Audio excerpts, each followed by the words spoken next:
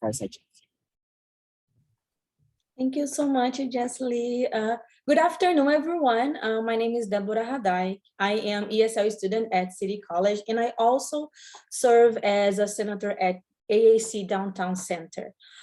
On behalf of the Student Activities Office in Downtown Center's Associate Student, I'm happy to welcome you to our third Leadership Fireside Chat of the spring semester.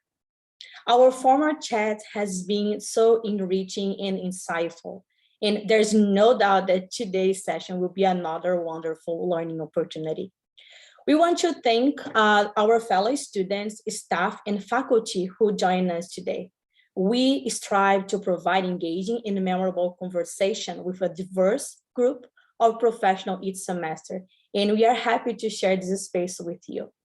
Before we introduce today's speaker, Brannon Beliso, I would like to share a few details about the program. So first, the purpose of the Leadership Fireside Chat program is to equip CCSF students with the wealth of leadership insight and tips and strategies. We already had 7 Leadership Fireside Chat this academic year. For this semester, there are still 3 sessions, and they are scheduled on Zoom on Fridays from 4 to 5:30. Our next Fireside Chat will be on Friday, April 15. Second, those who attend 7 out of 10 Fireside Chat are eligible to receive a certificate of participation. Since you have registered for today's session, we have a record of your attendance. Nothing further is needed on your end to mark our participation. Of course, you are welcome to attend our Leadership Fireside Chat, even if you decide not participating in the certificate part. Next, please note that this session will be recorded and the links will be posted on CCSF Student Activities Office website for you to review later. So if you have any question or if you wanna be one facilitator in our future chat, please email us on ccsflife@mail.ccsf.edu. Last, I will share a little bit regarding today's format. After these opening remarks, Dean Geisce Ly will interview today's speaker for about 45 minutes. If you have a question for our speaker, please enter them in the chat. Our speaker will respond to our question after the interview. During the last few minutes of our time together, we hope to hear your takeaways and your comments for today's Fireside Chat. Thank you so much, everyone, for your attention. I hope you enjoy today's event. Now, Luis Angela will introduce today's speaker, Brannon Beliso. Hello, everyone. Welcome, and thank you for joining us today. My name is Luis Angela Marcano, and I am an ESL student at CCSF and president of Downtown ASC Center. I'm delighted to help introduce today's speaker, Brannon Beliso. Brannon Beliso serves individuals, businesses, and companies in living their best life. As a critical thinker and influencer, his passion is to inspire the discovery of purpose. Brannon is a TEDx Talk speaker and has presented at Facebook, Stanford Healthcare, Lululemon, Microsoft, Barclays Global, UCSF Medical Centers, Centers Martial Arts Super Show, Cookie Ones, President's Summit, and the My Studio Business Summit, held at Harvard, to name a few. Brannon is the CEO of It's Time Consulting, serving businesses and companies throughout the world with his live and virtual events, e-learning products, mentoring, and consulting. He's the creator of Kids Love Life Skills, a character building system partnered with over 300 schools worldwide. Brannon owns 1 martial arts with 2 schools with over 900 students. Brannon has been featured on Evening Magazine, CBS Morning News, Chrome for Health, Martial Arts Success Magazine, and Dojo Digest. He is the author of Live, Learn, Grow, a contributor to the internationally bestseller Black Belt Power, and has written features for several major martial art magazines and blogs. He also penned the children's book, The Adventures of Brian Tay. Brannon has been a featured guest on podcasts, ranging from mindset to culture building to defining your purpose. He hosts a local Facebook Live show and podcast, Success Never Sleeps and Mindful Meditations. Brannon is committed to being a student life, serving others. Brannon is husband and father, the two things he's most dedicated to and proud of.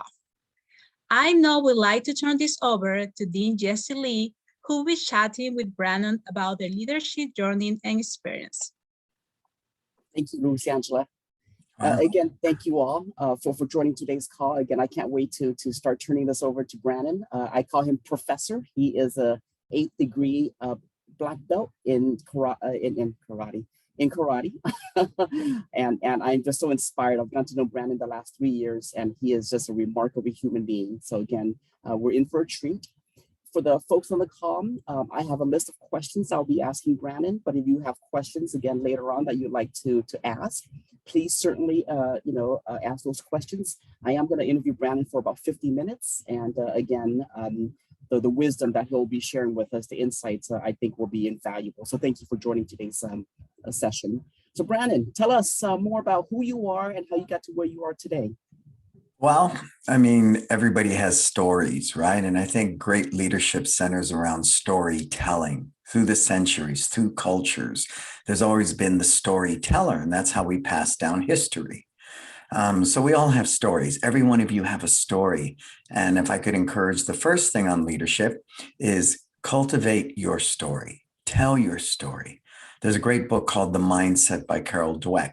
And one of her clients were afraid to write this book. What if nobody reads it? She said.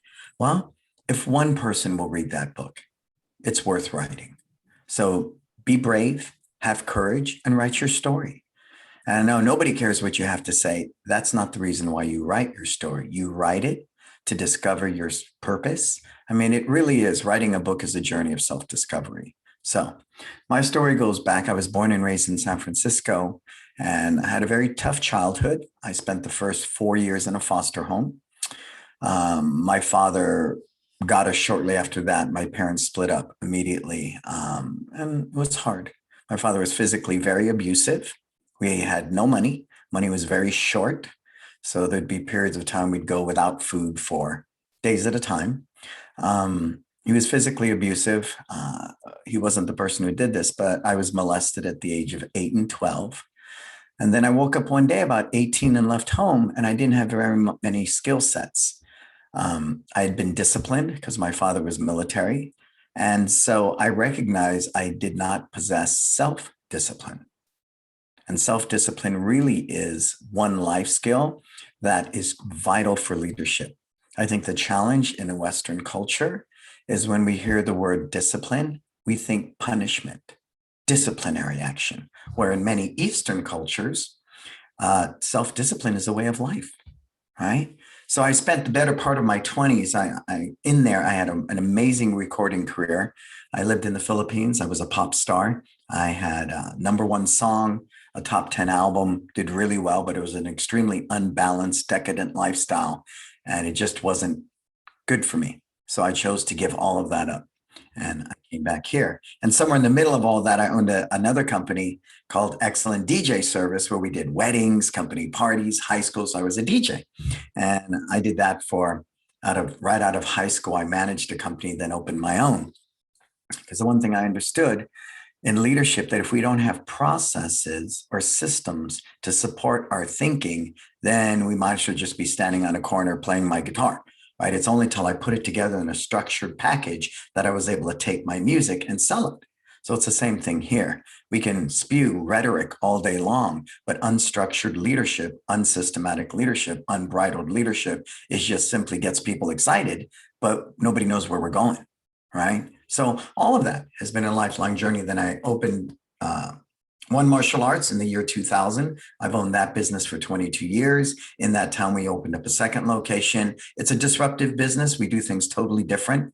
It's a service-based model, whereas in the martial arts industry, they tend to use sales scripts, contracts, upgrades, things of that nature. We do none of that.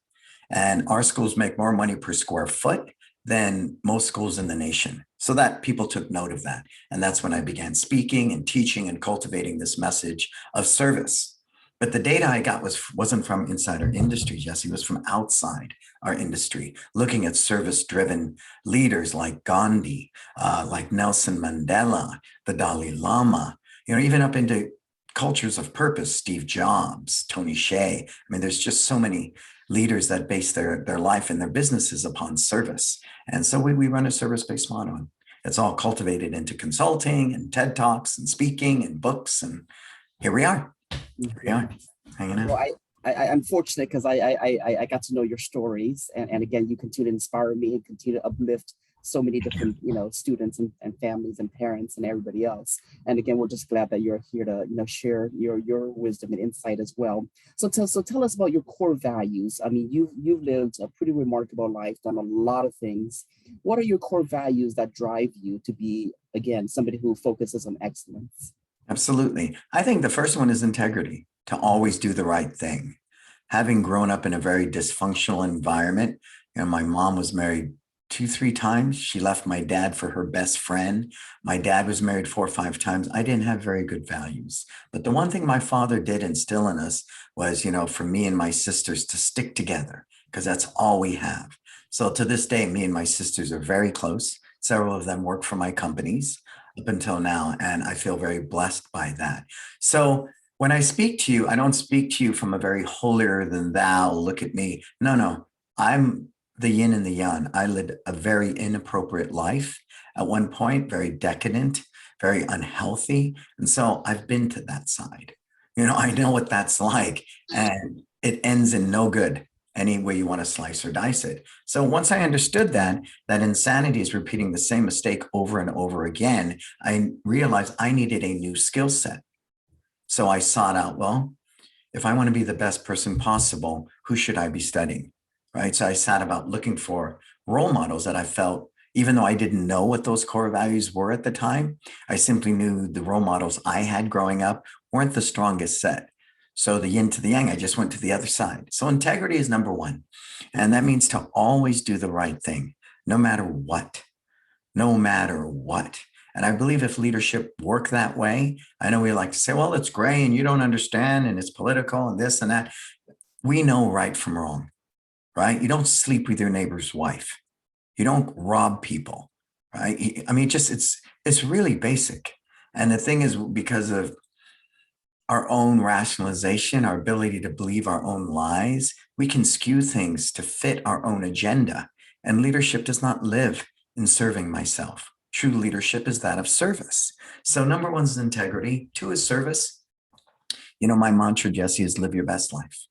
That's it. But it's live your best life, not mine, not society's, not your parents, not Vogue magazine, not a filter that you put on your face before you post a picture at Instagram. It's not any of that, but it takes a lot of courage to define that. So once I knew my purpose was live your best life, whether I'm working with an individual, a team, a company, a business, it's all about how do we cultivate to help you understand your version of success to live your best life. Because I believe if we're all living our best lives, we're kinder, we're gentler, we're more thoughtful, more empathetic.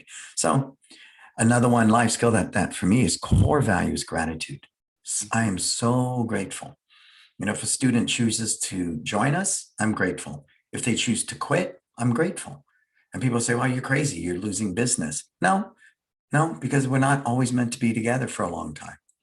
And if I can live in a state of gratitude, my gratitude is not contingent upon your validation or you doing business with me or you not doing business with me.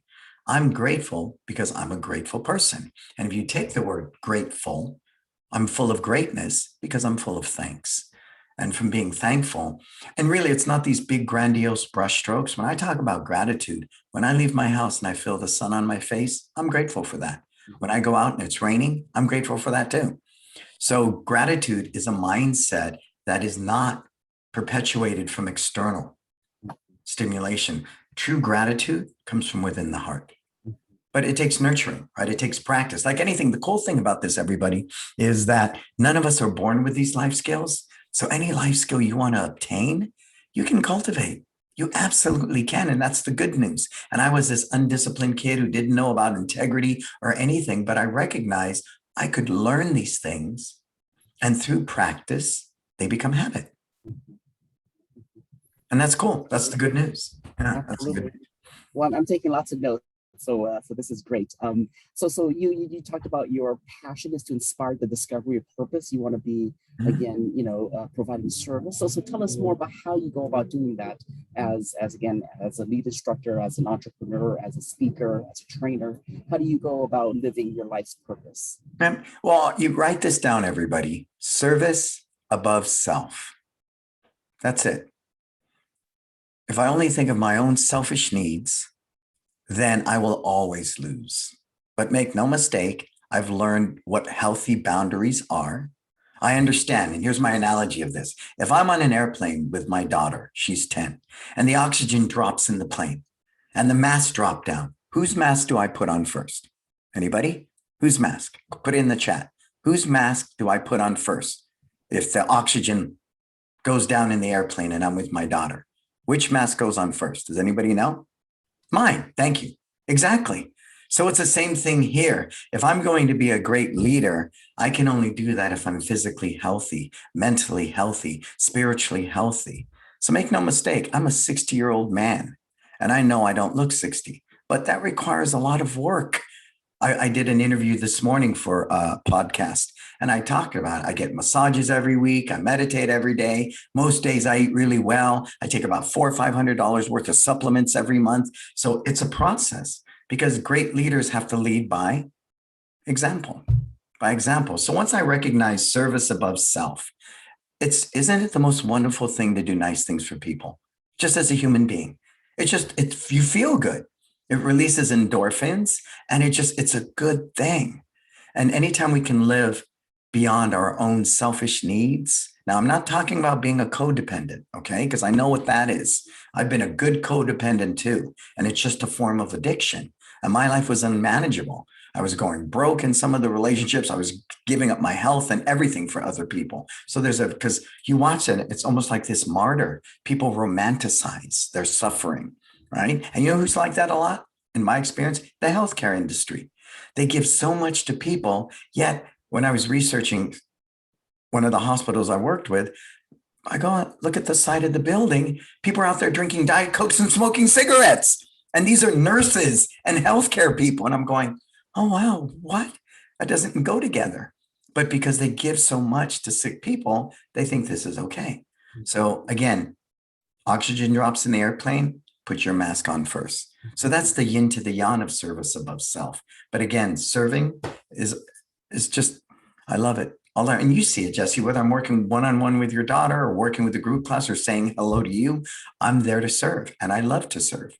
So, name one time you've walked into that school and I've never said at least hi to you once, right? Whether it's a nod, a glance, a wave, right? I mean, that's service. That's service. And I think we need to do that more and more. That's great. And again, for the folks who don't know Brannon, he is pretty remarkable. He has a great memory. He knows people's names. He remembers things. It's pretty remarkable that you just have so much love and compassion for others. So for the folks on the call, Brannon is also a brand. Yes. So Brannon, if you don't mind, let's talk about you being a brand. So how have you branded yourself locally, nationally, and internationally? Yes. People know you from the Philippines and other countries. So how have you branded yourself? Well, I think, and this takes a lot of courage, and we'll get into the logistics in a minute. Brand is you requiring you to have the courage to be yourself without excuse, without apology, without any of it. But the minute you do that, you put yourself in harm's way. Criticism, ridicule, people will put you down. They'll knock you down. I mean, people attack me every day. You may not know that, but I have a little slide I use, and I have a mantra: love, block, delete. So if somebody comes at me with negativity, I love you, I block you, and I delete you from social media. I don't even engage. I don't fight with anybody. It's because it's okay. You say potato, I say potato. So it begins with understanding that purpose, right? When I was a pop star in the Philippines, I was still helping people live their best life. They found joy in my music. I entertained them. When I was a DJ, I'm entertaining people. First dance for a bride at a wedding, right? Everything's about helping people live optimally. When I teach martial arts, it's the same thing. So once I recognize that, and then I don't like falling in line. It's not my purpose, right? It's not my thing. I like disruption. One of my groups is called the Disruptors at Facebook, if you guys ever want to be a part of it. And I don't want to change the world. I don't want to change the martial arts industry. I don't want to change the way tech companies do business. I want to build something new. And I believe in that utopia. I really believe that we have yet to achieve our highest level of empathy, our highest level of gratitude, our highest level of compassion. And when I witness all the suffering going on in the world today, and it's been this way, I've been here 60 years. I can't tell you how many wars I've witnessed. People always warn, I still don't get it. It makes me sad why other people would want to hurt other people because they think differently, right? And whether it's greed or power, all of that is not measurable to the hurt we put upon each other as people. I never understood it. I understood being a victim. And so all of that gave me the courage to say, okay, this is Brannon the brand. So when I speak, you don't see me in a shirt and tie. I wear a black t-shirt. I go with a pair of jeans. This is what you get. And I'm willing to ask the questions. I think that's the big part of my brand that leaves people unnerved. And I was sharing this before we started the broadcast. We are conditioned to give people the right answers. And for me, that's poor consulting. That's poor. It's just poor because I give you the right answers because you're paying me. And if you walk away feeling warm and fuzzy, then I've done my job. No, it's quite the opposite. Great leadership, a great brand does not walk the straight and narrow. It doesn't. A great brand, such as Apple, think different, right? Think different. Nike, just do it. People don't wear Nike because it's a great rubber shoe. They wear Nike because they're people, they're action takers. They do it, right? People used Apple in the beginning because they were people who thought differently, right? They're thinkers, they're critical thinkers. And now I believe more than ever, we need critical thinking. We need thought leaders. Here's my case in point. Any of you guys out there use TikTok? I know people say, you're 60 years old and you do TikTok. Well, one day I was with my son and I said, record this. Because, through the pandemic, we had to pivot, right? Jesse, we're pivoting. So I did this stupid dance and I was pivoting. And I said, post it at TikTok. He goes, no way, Papa. I said, why not? It's original. It's my own thing. I made up a song for it. It's all original. He goes, because nobody will like it. I go, why? He says, well, TikTok works like this. You have to find an influencer, copy their dance, use the same song they use. And then I said, well, let me get this straight. I can't do my own dance steps? No, you got to do Charlie D'Amelio's dance. Oh, okay. And can I use my own song? No, you have to use the song she uses. Oh, okay. That's so unoriginal. All that does is dumb you down. And see, that's the challenge with social media. And I say that because I grew up without social media. I grew up without cell phones. That's how old I am. No cell phones, no computers. And I'm going to tell you, you do not need a smartphone to teach you you're smart. You do not need a Fitbit to teach you you're fit. You don't. And any great artists, any great musicians, any great politicians do not walk the straight and narrow. They do not fall in line like sheep being led to slaughter. They're willing to carve their own path. And from that, I don't have huge followings across, I have loyal followings. And that's the difference. I've cultivated a brand and I'm consistent in my brand, no matter what's going on. And if you read the book, Good to Great by Jim Collins, he talks about that in leadership. He says, no matter what the climate, no matter what the business climate is, no matter what's going on, wars, recession, 9/11, dot-com bust, the one thing that always remains true are the core values of a company. So same thing here. I live and die by my brand of live your best life. I don't compromise my values for anything. No amount of money, nothing, none, zero, because that's all I got. At the end of the day, I've made a lot of money. I've lost a lot of money. I have money. Money comes, money goes. It is what it is. But growing up poor, worst case scenario, money or no money, I'm happy. I'm a happy person. And that's my choice. And in my TED talk, Happy on Purpose, that's what I shared. My purpose in life is to be happy. Now, it's easy to be happy when you get a Hallmark greeting card, but happiness is not a Hallmark greeting card. Happiness is when you're suffering. Can you find a way to smile when things are really hard? That's great leadership. That people pay me a lot of money for that, because if you can cultivate that, people are attracted to that. So a brand is organic, Jesse. It's constantly growing, evolving, and changing. But the one thing that stays the same is the core values. Absolutely. The person you get right now isn't the same person you get in the school. Yep. Well, you're 100% authentic. That's a fact. Because I'll never get, see, we're all miracles. You're a miracle, sir. Everybody here is a miracle, but we're afraid to be that miracle. Somebody said to me one time, "You're so full of yourself." I said, yes, I am. Who else should I be full of? Who? Snapchat, TikTok? Should I be full of what you want me to be? Should I be full of what people tell me I should be? Then someone said, "You're so self-centered." That's a good thing. I should be centered. I should be a balanced human being, right? So again, because the conditioning from society, you're taught not to be you. You're taught somewhere. It's so sad that a 13-year-old girl right now will not leave that house without taking a picture, running it through a filter, making her eyes bigger, making her cheeks smaller, doing this. And if she doesn't get 300 likes, she's not leaving the house. That is not going to cultivate your truer self. And that's where great brands live.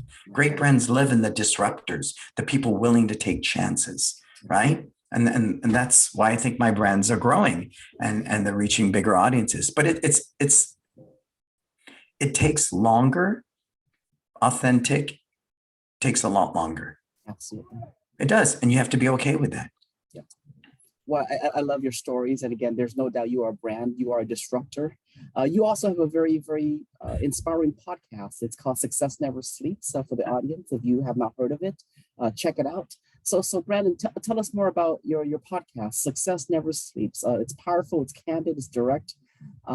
What led you to embark on this adventure to have this podcast? Well, it started with car talks, because I genuinely wanted to help the martial arts industry because it's way, way behind in business practices and philosophies and strategies. It's just way behind. And 1% of the population does do martial arts. I think everybody should do martial arts, right? The challenge is most martial arts schools are built around the ego of the master and all that. Don't ever call me master. When people do that, I just like, it's okay. I'm nobody's master. We're just all trying to get through this thing called life. I put my pants on one leg at a time, just like you, and my poop stinks. So let's just get out here and play. Let's train hard. Let's work together and, just do it. So Success Never Sleeps started as car talks. I'd be driving home from the San Francisco school.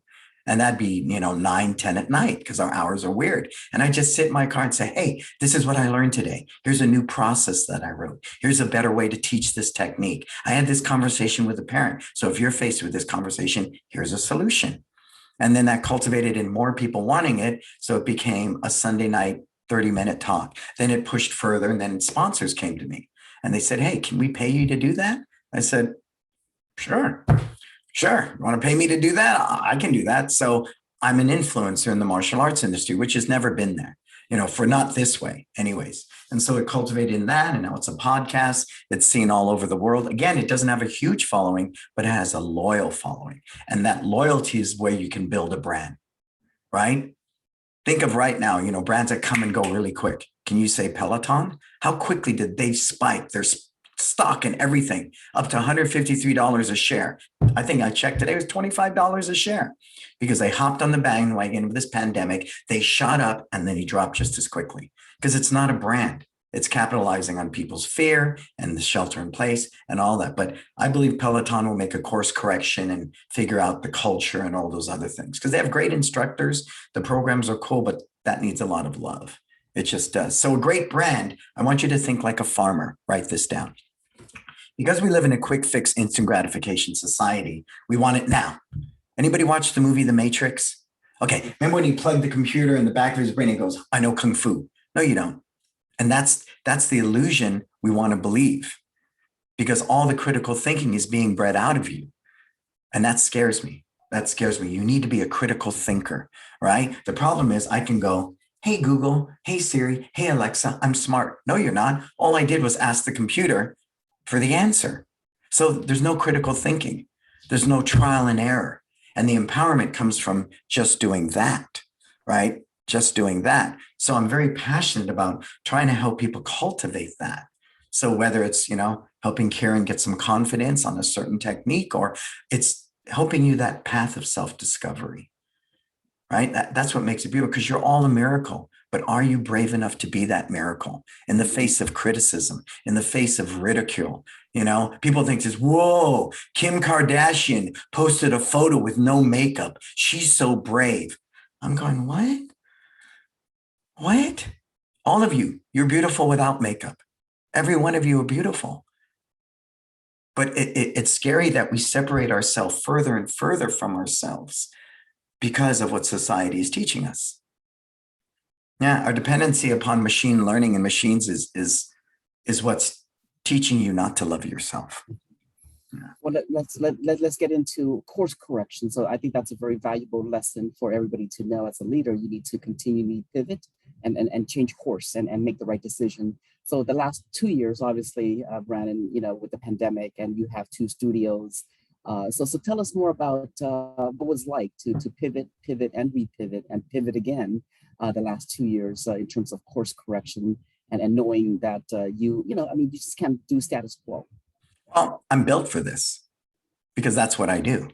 I'm a critical thinker. So if you present something that doesn't exist, I love making something out of nothing. That's cool. I think that's really cool. So when this pandemic happened, my team and I, we never debated, can people learn martial arts online or not? It was never an issue. It was simply live your best life. I don't care if we do it online, in a parking lot, on a rooftop, in your driveway. It was irrelevant. We are committed to a why. We are committed to a purpose. And that purpose is live your best life. So all we did was go, okay, we're shut down completely. So what medium are we given? Online? Great. Let's be the best at online. And we are. We're the best at online. And that, how that just being brave enough to do that, we teach in person 100 times better than we ever have, because we had to adapt online because we were committed to a purpose. I still have school owners calling me up going, how do you do virtual? And I said, sir, you missed that boat. That boat's gone. We're on to something else now. Now we're discussing Oculus and AI and how that's going to work into the martial arts industry at some point, right? Now we're trying to dispel IRL. When did being human and hanging out as people become in real life? Right? I mean, that's what we're here. We're here to relate. So pivoting is the art of leadership. Great leadership has to be willing to say, I'm wrong, but I'm willing to try it. And if it doesn't work, we'll try something else. And if that doesn't work, we'll try something else. And if that doesn't work, we'll try something else. But see, I don't bear the brunt of it all. I'm not the leader that sits up the top. Whoa, nobody understands me. It's lonely at the top. I have a great team. I rely upon TJ, I rely upon Lucas. Everybody on my team, we collaborate. That's why we're called One, not Brannon Beliso's karate schools. We are One Martial Arts. It's time was an idea of my wife's. I was sitting there, Jesse, at 2 a.m. talking to a school owner in England. His wife was 6 months pregnant. He was freaked out. He had 50 students. He didn't know what to do. And I was helping everybody for free at the time because I was trying to cut my teeth, learn my message, to, figure out who I am. How can I serve? And I get off the phone. My wife goes, you know what time it is? I said, it's 2 a.m. She goes, what are you doing? I said, well, this poor guy. And she goes, it's time. I said, yeah, it's 2 a.m. She goes, no, it's time. You start charging people for this. And so that's where It's Time came out of. Disruptors, that group wasn't even my name. Somebody said to me, you're a disruptor. And I got offended. I said, what do you mean? I'm a 5-year-old kid that disrupts the classroom? He goes, no, you don't know what a disruptor is? I said, I have no idea. And then I looked it up and found out it was a good thing. So a lot of this magic that's born out of pivoting and adapting is really the art of contemporary leadership. We're not afraid to admit we're wrong. We're not afraid to admit we don't have the answers. We're not afraid to implement other people's ideas. We're not afraid to do any of those things. And that's what I think hurts a lot of leadership today. They're stubborn, they're self-centered, they're egotistical, and they'll go down with the ship. I think that's silly. Instead of sitting there like on the Titanic, the guy's sitting there going down with the ship. No, a great leader should be ripping up the planks and making more boats and let's figure this thing out. Let's save more people. Not sit there like this and go down with the ship. How defeatist is that? Old leadership, we see that meme at Facebook, right, Jesse, where he's cracking the whip, sitting behind the desk, everybody's pushing the rock. Then it says today's leadership, the leader's right up against the rock with everybody else pushing it. So that's why this hasn't been, it's been a challenge, of course. It's been a huge challenge. But if you committed to a purpose, then the end result will be nothing but great. So there's no doubt you have a lot of confidence, and of course it took a lot of life experience to get you to where you are today. So share with the audience, how do you sort of get that sense of confidence that to believe in yourself? Because there's no doubt you are a role model for someone who is very confident. Most of us are not. So how can folks start getting to feel more confident about their decision making, about who they are as a person? By being humble enough to admit you have no confidence. Some days I wake up and I'm scared.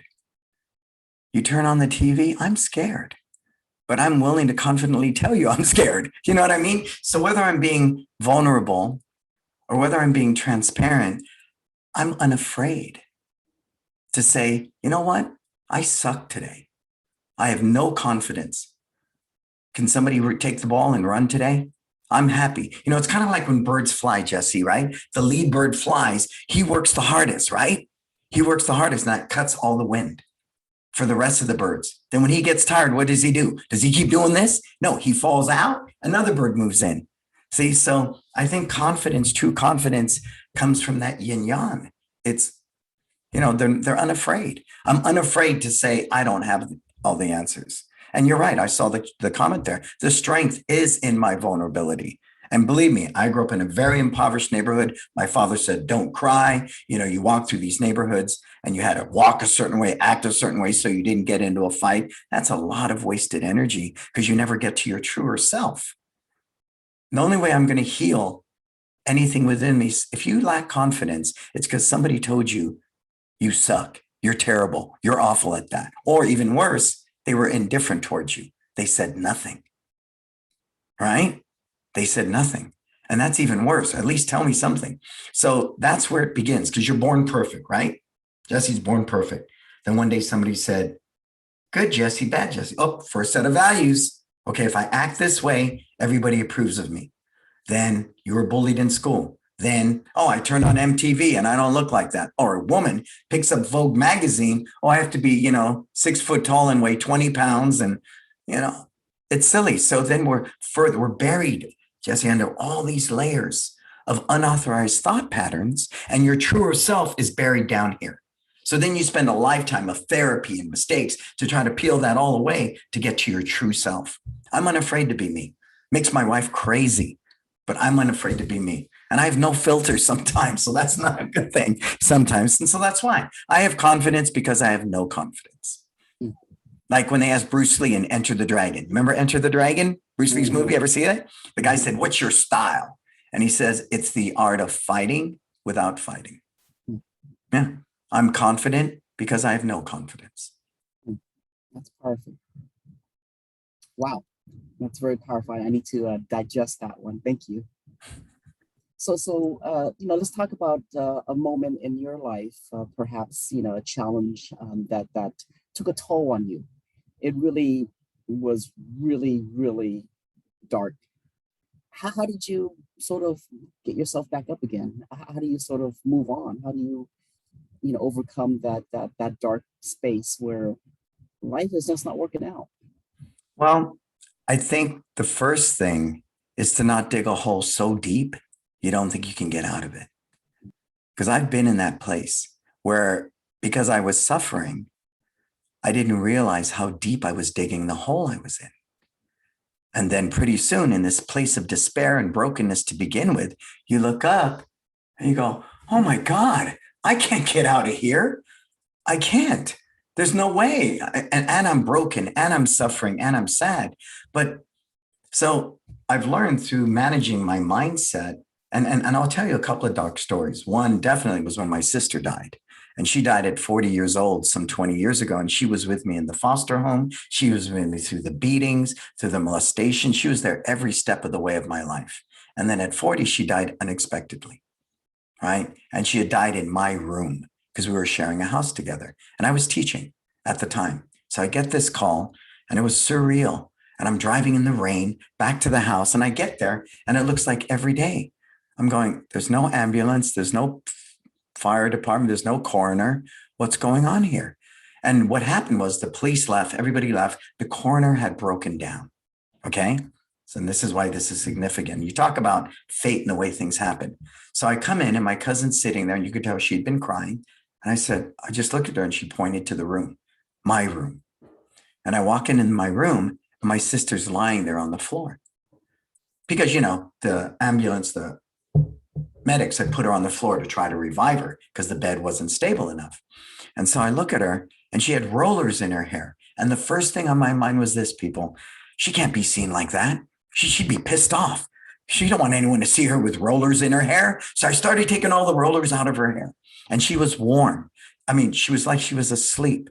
There was no rigor mortis. She wasn't cold. And so I took it out of her hair and my cousin came in and was looking at me. And then I put a pillow under her head. Then I put a small blanket over her.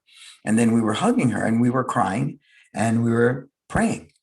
And I kid you not, sir. I kid you not. I felt her come out of her chest, come through my chest and go out my back. It's plain as day. And that's when I knew there was something more. Something much more than all of us. But that was a very dark time because I just started a business. I remember standing behind the door trying to put my uniform on because I had to teach or this young business was going to die. And I'm crying. So the grit, it taught me that it's easy to be great when things are going your way. Now, this is Dalai Lama. It's easy to be great when things are going your way. Can you be great when life is difficult? That's what builds character. That's what makes us better people. And so that yin yang of embracing my suffering in a healthy, loving, healing way, as much as I embrace my victories and my joys, is really what taught me. I don't have to go like this on the scale or that, right? I can have suffering and go, okay, great. Let me process loss, anger, mourning, all these emotions because they're very real, right? But I don't have to totally go down that rabbit hole into despair and depression or anxiety. I don't have to. And that's a choice. But it's a system of checks and balances, right? Just I got to put systems and checks in there, right? Go for a walk, run, eat this, do that. These different things you put in place so that you live a life of balance. So that was one very, very, very significant, time of darkness in my life. Thank you for sharing. I'm sorry for your loss. But again, I think certainly, what you're sharing with us now is so very powerful. I celebrate her every day. She's with me. I mean, just because she's physically not here, even after 20 years, she's as alive today in my mind and heart as if she was physically here. Even more so, because, sometimes when people are alive, we take them for granted. Well, I'll go see them. I'll go see them when I get a chance, I think about her every day. I journal about her. I talk to her openly. Yeah. I mean, she would be really sad if my life was terrible because she died. I celebrate her every day. And I know she's looking down going, that's cool, man. You're making an amazing life because that's what I'd want you to do. Right? Yeah, absolutely. So for the folks in the call, shifting to another thing that you may not know, but Brannon is an author. He has written 2 books. The first book is very, very powerful. The title is Live, Learn, Grow, Lessons of a Reluctant Tiger. So Brannon, tell us more about your thought process going into wanting to write this book, and what was it like to write a book about your life? Well, we know the pen is mightier than the sword. right? So to become a writer and a storyteller, I think is part of the process of great leadership, building a brand, and it was very therapeutic. I had written journals and journals and journals and journals, and I had all these stories in these journals, and that's where it started. And so at the time I was trying to become a great writer. So I went to write for features for a magazine, a major publication in the industry. And he thought I was crazy. Who are you? And I said, I want to write for you. He goes, well, you've never written anything. I said, well, how am I going to get good if you don't let me write something? So I started submitting stories, and they finally picked up 1, then 2, then 3. And by the end of my 9th feature, John Corcoran, who was my mentor, my writing mentor, said, you have to write your book now. I said, okay. And so I wrote this book. And I did. And Live, Learn, and Grow is really therapeutic for me. It's part of that healing process. It's part of that getting to know me better. It's part of that. I didn't write it for anybody but me. And I think that's really powerful, right? The best songs are not written from the masses. They're just written. And that's what I'm talking about from the top of this, is having the courage to do you and be you without excuse, without, justification. Do you and be you. So when I wrote that book, which has gotten really amazing reviews and stuff, it was about that. And if it can help somebody, even better, even better. But it's my autobiography in many ways, but it's as much a guide for people. And when the day's done, when I finish things like this, first thing I say, Jesse, don't listen to me. Don't listen to anybody. Figure it out for yourself, right? Figure it out. So after you read my book, throw it away. And figure it out for yourself. That's what makes you the miracle. But do you have the courage to do that without living from a victim mindset and go, my life is messed up because mommy didn't do this for me, daddy didn't do that, I was poor, I'm an immigrant, blah, blah, blah. That's a victim mindset. That's never going to serve you. And you'll never be a great leader if you live as a victim. You're either the victim or you're the victor. And that victor comes in the courage from pulling back your own covers and be going, oh, I don't like that about me. I want to make that change. And whatever process of self-discovery you need to go through to live your best life is really what it's about. That's why I'm here. I'm here to be a better me every day. That's it. No, and again, I can absolutely 100% concur. You are just a living, role model in terms of living your best life and doing your best work. And certainly, the second book you wrote is that from the perspective of a parent. So Bray and Tay, obviously, 2 wonderful kids. Can you say more about the inspiration for writing the second book? Absolutely, because what I understand is that nobody is born with life skills like focus or discipline or confidence, right? Or respect or manners. Nobody's born with those. Nobody is. The good news is any of us at any age can learn, practice, and make it a habit, right? That's the truth. We all know that. So when my kids were 3 and 6, and now they are 10 and 13, I wanted to immortalize that time because to me, it was just the best time. Remember, I was in a foster home at 3 until 5. So to be able to give my kids, and that's why my wife, when they want something, they don't go shopping with my wife. They always go with Papa. They get anything. I remember one point when my wife was pregnant with Taya, and she said, what are we going to name her? I said, anything you want. She said, what? Well, help me. Help me choose a name. I said, that's going to be her name. Anything you want. Because she gets anything she wants. So she doesn't go shopping with my wife, only with me. So the cool thing is it immortalizes my kids at 3 and 6. And in this series, and we're looking for a new artist because we want to continue them now because the message is more refined. The life skills are more refined. We can communicate them on a higher level. It takes them on a journey of discovering focus and the value in an age appropriate way, right? For a 3 to 6-year-old. Because if we plant those seeds at an early age, it's only going to serve them. And focus is one of those life skills we all need. If I can't pay attention, I can't enjoy this conversation with you. So pay attention means look with your eyes, listen with your ears, think with your mind, do the right thing with your body. So if I look at you, I actively listen to you, I genuinely care and think about what you're saying to me, and I lean in, that within itself is a moment of a miracle because I'm fully engaged with you. And that's what we're meant to do. And that's why I connect. It trips, but some people get freaked out. Jesse, think you're looking at me. Why are you looking at me? Because we should look at each other. We should, but it's so unnerving for people, right? I did an interview not too long ago and the guy looked at me and goes, this is uncomfortable. because you're looking at me and I like it. I said, well, you should like it. People should look at you, right? We should look at each other. That's the eyes are the gateway to the soul. Why wouldn't we look at each other? Because we're so conditioned to that, you know? Yeah. And that's where the book came out of, because they're immortalized forever at 3 and 6, which is very cool for me. And again, Bray and Tay are awesome kids, and again, you've done a great job parenting them. You and Kim, it's remarkable to see how they, they are doing the things that you shared with them. But again, it's because they want to, right? Well, yeah, but I'm a parent. If my kids had their way, it'd be a big bag of potato chips and an iPad, right? It would be. So I recognize I'm the parent. I'm not here to be my kid's best friend. I don't want to be their best friend. Then I would be their best friend. No, I'm your parent, and I have to make tough choices sometimes. Yeah, and Mountain Dew, for sure, right? And I'm cool with that, though, because the one thing my kids know, as tough as I am on them at times, nobody loves them more than we do. So we will be tough on them. We will be.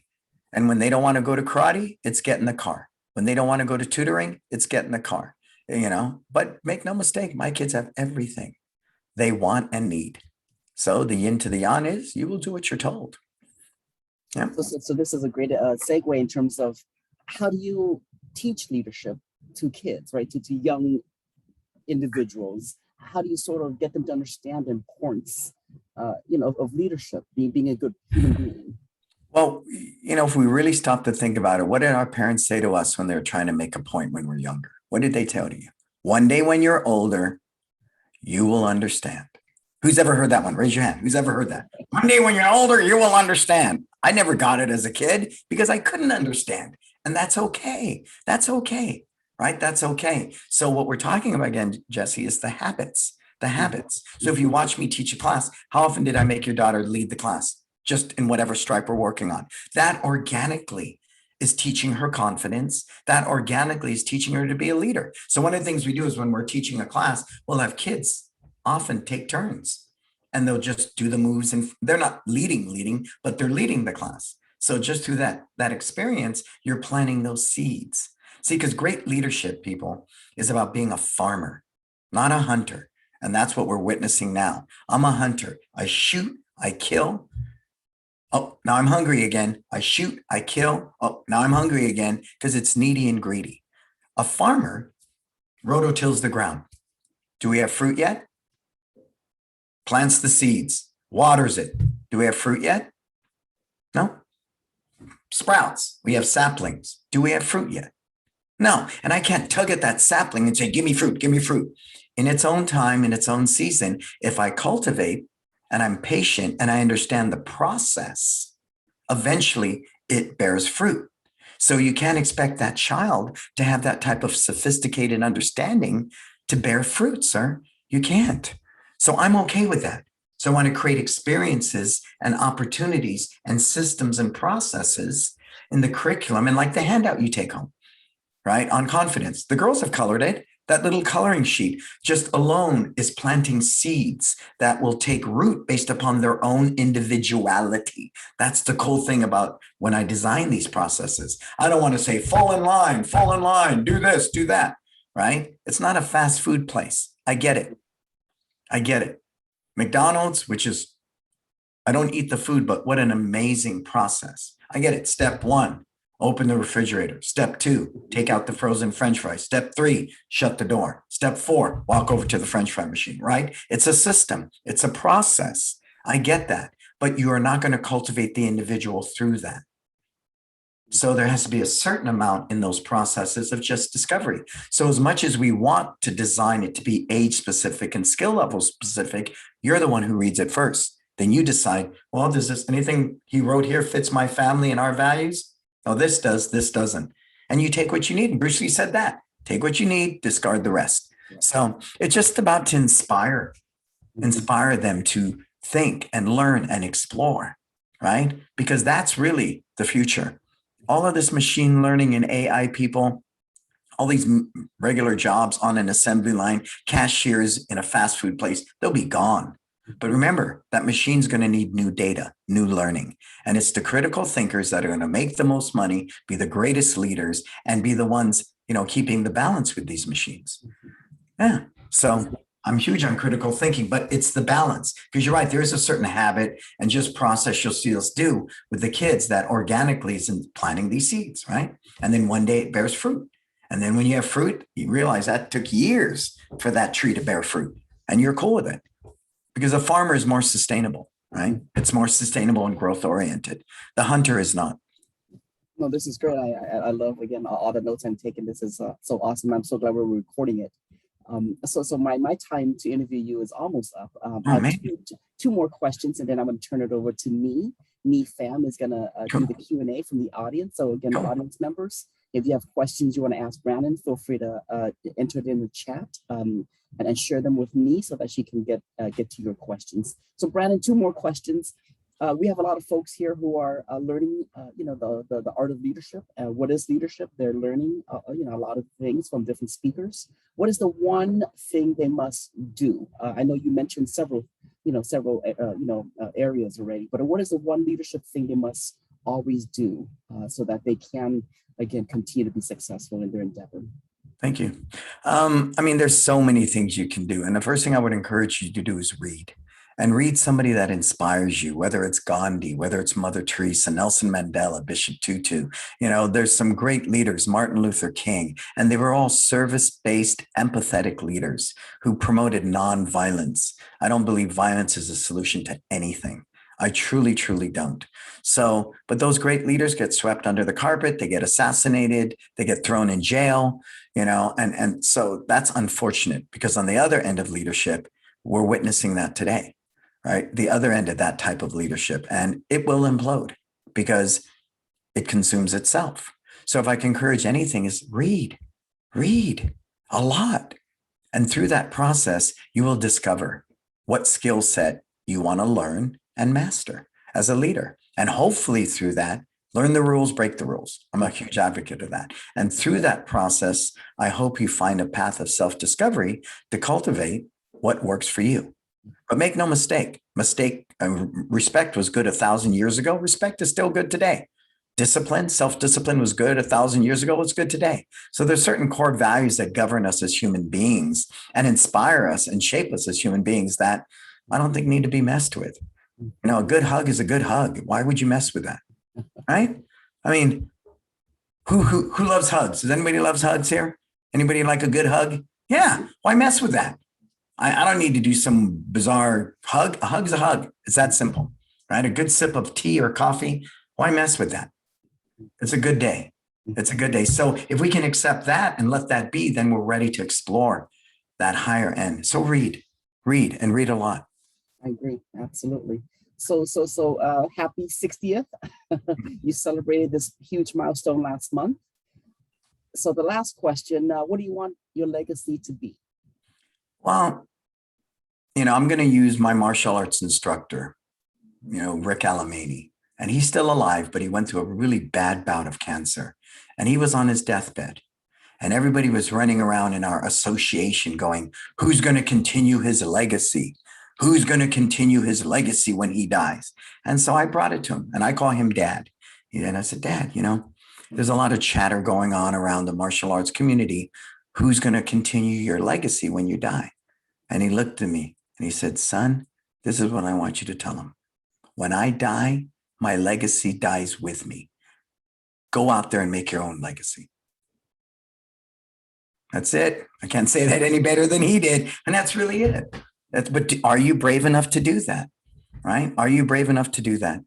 Because as long as you can blame me or the system or circumstances or the pandemic, you will always fall short of living your best life. Always. Wow. I cannot think of a more powerful ending. Go out there and make your own legacy. Wow. Thank you so much. My time is up. I continue to be so inspired by you, Professor Brannon Beliso. And believe it or not, sir, I'm inspired by your simple, because you trust us to teach your kids. And that's what inspires me to do what I do. Mm-hmm. And you don't say a lot unless we do something that's just very out of sort. But for the most part, you and your wife are very supportive of what we do. And that, as a teacher is inspiring, sir, because you see that meme, right? 20 years ago, a kid gets a bad grade. The parent's going like this to the kid. 20 years later, the parent's going like this to the teacher and scolding the teacher because their kid is getting a bad grade. So I'm very inspired, that you guys allow us to do what we do and you trust us. And so that inspires me a lot. And again, I think your closing, question, are you brave enough to leave your own legacy? I think that's a great question that each and every one of us would need to ponder and do something about, because again, I agree with you. We are all miracles. You are. It's showing our beauty to others. Absolutely. Well, I want to shift to the next phase, which is to invite me, Fam, one of our student facilitators, to start, doing her role as a Q&A facilitator. So I will turn it over to me. Thank you, Dean Geisce Ly. Hello, everyone. Thank you again for joining us today. My name is Nee, and I am an ESL student at CCSF. I also serve as the secretary of the Downtown ASC, and I am taking child development courses. Thank you, Dean Geisce Ly, for inviting Brannon to today's Leadership Fireside Chat. And thank you, Brannon, for taking time to share your stories and experience with us. Cool. I see we have some questions in the chat. If you have a question, feel free to enter them in the chat. For the next 20 minutes, I will be facilitating this Q&A portion. So let's start with the first question in the chat. Brannon, are you ready for the first question? Yes, ma'am. Yes, ma'am. Yes. So the first one will be, you mentioned that we can practice gratitude. Would you give some tip to do it? Absolutely. Every morning when I wake up, I think your morning ritual should always be the same. Because what we're trying to do, whether it's Tony Robbins will say this, Deepak Chopra, Thich Nhat Hanh, you want to get into this optimal state, right, of behavior, of action. So when I wake up in the morning, the first thing I do is I pray and I meditate. And when I meditate, I breathe in and I say to myself, I am breathing. And as I breathe out, I am grateful. I breathe in, I'm breathing, I breathe out, I'm grateful. Then I go through my own personal gratitude list. And one of my great mentors said, if all you got to be grateful for is every day above ground is a good day, I don't care what you find to be grateful for.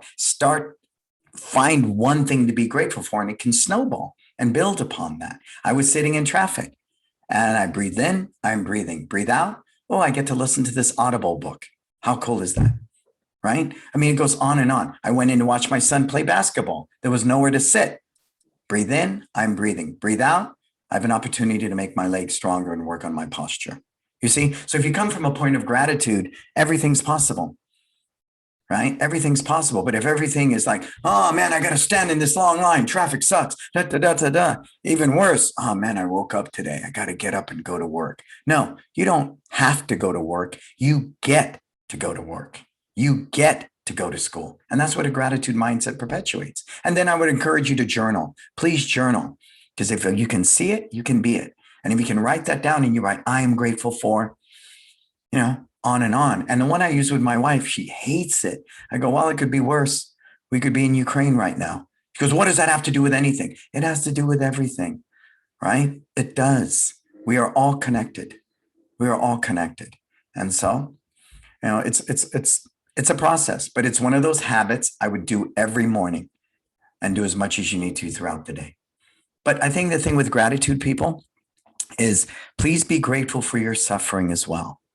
See, we put so much weight on suffering in a Western culture. So people do drugs, people drink, people binge watch, Game of Thrones, whatever, because they don't want to embrace their suffering. And suffering is part of life. You will have hardship. People will die. You will get sick. I mean, it just goes on and on and on. That's not going to change. We know that. But if you can embrace your suffering, it's more. You can work through it. You can learn from it. You can grow with it, right? And the story I'm going to share on that real quickly. My wife's grandmother was dying of cancer. We went to see her in the hospital. And the day we saw her was on Easter Sunday. And she looked well. And she looked at us and said, oh, thank you so much for coming to visit me in the hospital. And I'm going to myself, This woman's dying of cancer and she's grateful we came to visit her. My goodness. And she was in her late 80s, but she said that her son was crying. She goes, don't cry for me. I've lived a long, healthy, wonderful life. Be grateful that I lived this long. And so those kind of messages are there every day for us. And if we open our eyes to them, they'll reveal themselves. They will. Thank you for your answer. And we have another question. The students say, Brannon, thank you so much for your inspiring and insightful ideas. Your experience and stories are very impressive. I have a question for you. All people are make mistakes, and that's absolutely natural. But there is an expectation that leader is a person who is not allowed to make mistakes. But they, of course, do.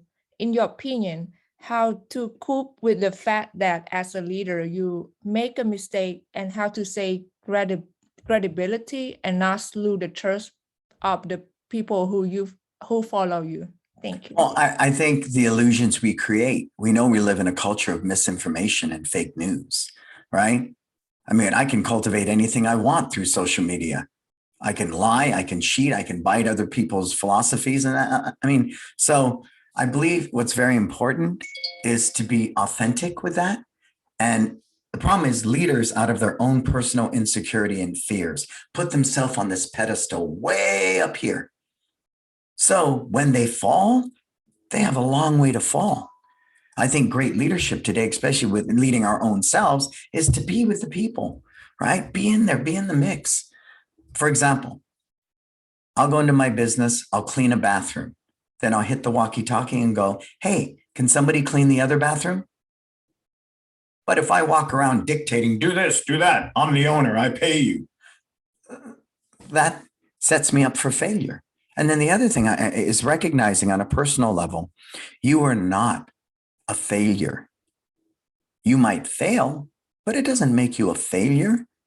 Classic example, and I use this one all the time. Again, it's a mindset, right? Steph Curry, one of the most prolific, if not the greatest shooter of all time. I think on a good year, he averages about 43% on making three-pointers. So what does that mean?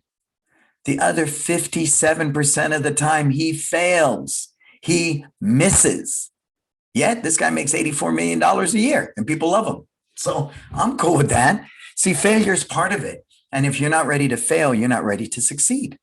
So welcome your failures, because that's where the lessons are to be learned. That's the shortcut to success, is through failing. So fail. And like Buzz Lightyear, who's ever watched Toy Story? Anybody ever watched Toy Story? Raise your hand. Okay, good. Hey, right on. So remember when Buzz Lightyear found out that he wasn't a space ranger and he couldn't fly? Right? Remember that? Yeah. Yep. When you fall, you will fall with style, right? That's what he said. I don't fly, I fall with style. That's it. You got to be okay with that. So it's really you more than anybody else, right? Because if you position yourself that way as a leader, people won't look at your failures or mistake as any big deal. It's just part of the process, right? But you gotta have to have this type of management. Don't have a hierarchy, leader, managers, workers. No. Run with a flatline management. Everybody's the same. We're all the same. Thank you. And we have another question. How can we work in self-discipline? How can we work what? In self-discipline. Well, it's first defined discipline, okay? When we think of discipline in a Western culture, we think of punishment or disciplinary action. Who's ever heard that before? Raise your hand. Disciplinary action. You got to be disciplined, right? And so the first thing is when we teach a 4-year-old discipline, we say discipline means to always do your best, okay? So fill in the blanks, people. Discipline means to always do your, come on. Discipline means to always do your best. Okay, great. Because when you do your best, how do you feel? Good. Good. And if you feel good about yourself, that is called self-esteem. So always do your best and you feel good. And if you can teach discipline that way, instead of the negative way we've been conditioned to think, then self-discipline becomes something you thrive and thirst for. I thirst for it. I love doing my best, even at my worst. I love doing my best, right? Right. So yeah, that's self-discipline, but it's a consistent practice. Remember that you can't practice discipline for one day. You have to consistently practice it. That is the goal to building a new habit. Consistency. Consistency is the key, right? Yes, and we also have a question about how to develop critical thinking. Put away your phone, turn off the TV, challenge yourself. That's how you do it. You know, the other day I had something happen. The door fell off the hinges at the martial arts school. And I looked at it, right? And no. The other day, my espresso machine broke, right? Because I like my lattes. And I sat there and wow, it's broke. So I looked at it and I figured it out. The more you stop going, hey, Alexa, hey, Siri, Google it. The minute you stop that habit and replace it with a habit of let me figure this out. I'm going to put the phone aside. I'm going to put the computer aside. I want to figure this out. That's where empowerment comes from. Because then you make mistakes and it's okay. You know, it's that process thereof. And you know who taught me that was my father. You know, again, money was short for us growing up. So we had to fix the car, right? The brake story. I've told this to many people. Did I tell you guys the brake story yet? No? I've done 3 of these today. Okay, so the brake story. We had to fix the brakes on my dad's car. And he goes, we're going to fix the brakes. And I'm looking at this man going, you've never fixed brakes in your life. What the heck? So he took a big giant piece of cardboard. He took a Sharpie and some tape. Okay, and I'm going, how's he going to fix the brake with a big piece of cardboard, a Sharpie pen, and some tape? So he jacks up the car, takes off the 2 front tires. Then he proceeds to disassemble this brake and he tapes it down to the cardboard and he marks it 1, 2, 3, 4. And when he was done, it looked like a Lego or IKEA instruction. I kid you not. And then he had the other tire off and he was referencing the other side when he reassembled the brake. That, if I can say that, it's badass. You know, when you're able to take something and figure it out, no matter how small, it's empowering. And that type of conditioning, that type of habit is where critical thinking is born. It's never going to be born by simply following in line and doing what everybody else does. It never will happen. It will never happen if you rely upon your smartphone to teach you you're smart and a Fitbit to tell you you're fit. So challenge yourself.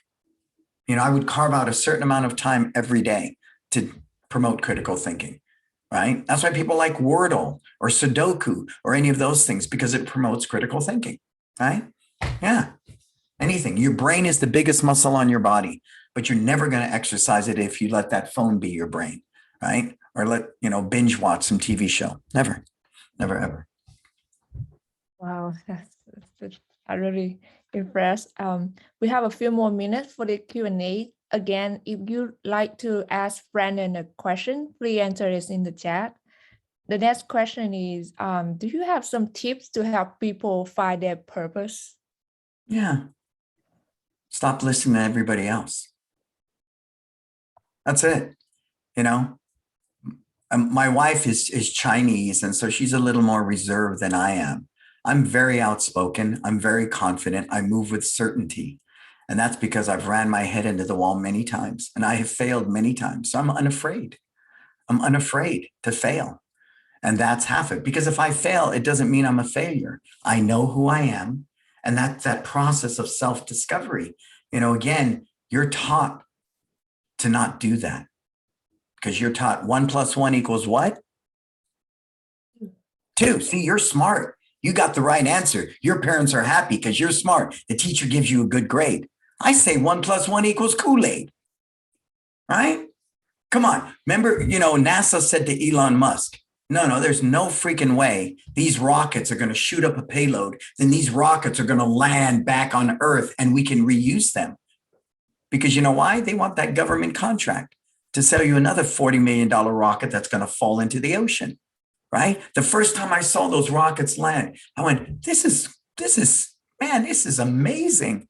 This is just too much, right? But now these rockets are reusable because Elon Musk says, I don't care what you say. It doesn't matter what you think because you don't live my life. You don't pay my rent. You don't feed me. I don't care what you say. And when you can have that certain amount of that with balance, because I have a team, I listen to my team, I listen to my wife, that's a little different. I'm talking about the haters, right? The people, you can't do that. You suck. No, it's impossible. Can't be done. Oh, I don't want to play with you because that's no fun. It's pushing a big rock up a hill, right? So that critical thinking comes from being brave and being courageous, but make sure your thinking as you cultivate it doesn't do this, where you live from ego and insecurity and narcissism. That's why the service above self thing for me is very important. Yes, and we have a question about what is your approach to dealing with conflict? I welcome conflict because it's not really conflict. I don't want to create a bunch of followers. I want to create a bunch of leaders. And in today's leadership, people want autonomy. People want collaboration. People want to contribute. So it's only perception that it's conflict, right? It's just a perception. It's not conflict. It is, like somebody put there, from conflict comes change, right? It's like that scene in Jerry Maguire. I love drawing upon things. Watch Jerry Maguire. There's a scene where he's in the bathroom and Cuba Gooding is fighting with Tom Cruise. And Tom Cruise goes, he goes, I'm happy. We're not fighting. We're communicating. And sometimes you have to go through that to get to the good stuff, right? In our own personal relationships, who's ever fought with their significant other? We all have. The best part of breaking up is making up. So conflict is not a bad thing. It's not. It is when we witness it in what we're seeing today, because that's not healthy. There's a difference. Yeah, and we have time to ask Brannon one more question. So how do you take time for yourself? That's a good question. Look at me. I'm 60. Do I look 60 years old? No. Because again, the whole airplane thing, that oxygen drops in the airplane, those masks come down, I'm putting mine on first. So it's time management. What I do recommend, okay, we will, because I do believe in leveraging technology. Take your Google Calendar, schedule everything into that calendar, everything. And when that notification pops up, whatever you're doing, you stop and you do the other thing. That's it. I don't write lists. The problem with lists, if you don't complete that list, what do? You move it over to next week. And if you don't finish it that week, you move it over on the list for the next week. Don't do that. Put it in Google. And if it pops up and you're supposed to work out, you work out. If you're supposed to do homework, you do homework. Whatever that might be, yeah, definitely. That's the best way. And I do. I spend a lot of money on me because I need to be the best me possible to serve other people. It's a given. Thank you so much for answering all the questions. I really learned a lot today and I really impressed. And it's conclude my part. Well, thank you. Thank you. Thank you, Ni, for facilitating the Q&A portion of our event. And thank you, Brannon, for answering questions from our audience. We really appreciate you sharing your insights and experiences that have shaped your personal and professional life. And I really enjoy hearing about your experience, especially when you talk about that everyone is a miracle and it's important for us to find paths of self-discovery.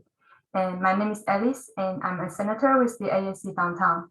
And I'm now going to facilitate the last portion of our time together, which is to invite you to share what inspired you today or what you have learned from Brannon. And if you would like to share, please raise your virtual hand in Zoom and I will call on you.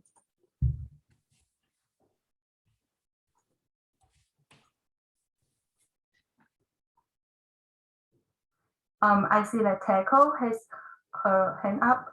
Would you like to share a takeaway from this chat? Yes, thank you very much, Alice. And thank you, Brannon, for joining us today. I got many tips and takeaways. Yeah, you created something, how do I say? Because my English is not very good, so sorry. So you created like a quotes. I so much quotes today. And I really like, you might fail, but you are not a failure. Yeah. I wrote it down. I wrote many things, but you have said, I wrote it down. And you're the most inspirational, one of the most inspirational 60 I've ever seen. I hope I can say that at 70. I'm in my 60s, but then I always felt, feeling like, yeah, I'm in a senior group. What am I doing with these younger people? But yeah, but I just you gave me a lot of encouragement tonight. Thank you so very much. Thank you. Thank you, Taiko, for sharing your comments. And I see Heather's hand. Thank you. I'm sorry that I couldn't be here from the beginning. I feel like I really lost out. But I'm so glad that it's recorded and I hope to go back and watch. But a lot of what you're saying resonates, affirms and reaffirms and solidifies things that I already think and feel. But I would say a takeaway for me today, or something that really stuck with me, was when you were telling Jesse about how he inspires you as well, and how that's an exchange, right? That sometimes the people that that inspire us, we may also inspire as well. And how learning is, it's a two-way thing. It's an exchange. It's not one directional. Well, and yeah, why would you hang out with people that you don't want to hang out with? Right? I mean, so we cultivate cultures and communities and teams and of people we want to spend time with. I mean, life is short. This isn't a dress rehearsal. So why hang out with people that don't inspire you? Right? Yeah, absolutely. I agree with you, Heather. Thank you, Heather, and thank you, Brannon. And I see Sophia's hand. Hi, yes, Brannon, thank you so much for joining us today. It was a great chat. And as a quick takeaway, I would just like to say that in our chats previously, our discussions always cover professional development, professionalism. How are you a leader in your profession? How are you, developing your leadership skills? And I think a lot of the time we come into these discussions with the idea of, okay, the idea of professionalism, it's bound to a profession, it's bound to what we do as a job or what we do as a career. But in our discussion today, I felt like you really did touch upon the, professionalism and being a professional. It really is a part of where your integrity and where you are within yourself, that's where it grows. It grows within you as your individual, as your person, and not just a path in a career that you go along and then you're a professional. No, it's really something that grows and is fostered by your integrity. And I really appreciate you bringing that to the discussion today. Well, absolutely. Those core values that we started with, we know that there's some really great lawyers who are the most unethical people in the world, not to be a stereotype, right? How many political officers out there that are the most unscrupulous, no valued people out there? So it's not education. It really is education versus experience. Like Elon Musk said, he'd rather hire someone based upon experience than education. Education by itself is sterile. When we talk about heart and integrity and core values, that's only experienced through life and through the suffering, right? A core value is great when it's working in your favor, but when you got to apply that core value when things are really hard and challenging, that's when you find out if it's got meat or not, Yeah, absolutely. I agree with you because it's both, right? I want to enjoy life. I can't do that being the worst version of me. I just can't. I can't. Thank you. And I see Sue's hand. Hi, thank you, Alice. Hello, Brandon. I hope you are doing well, and I've been listening, and it's very impressive.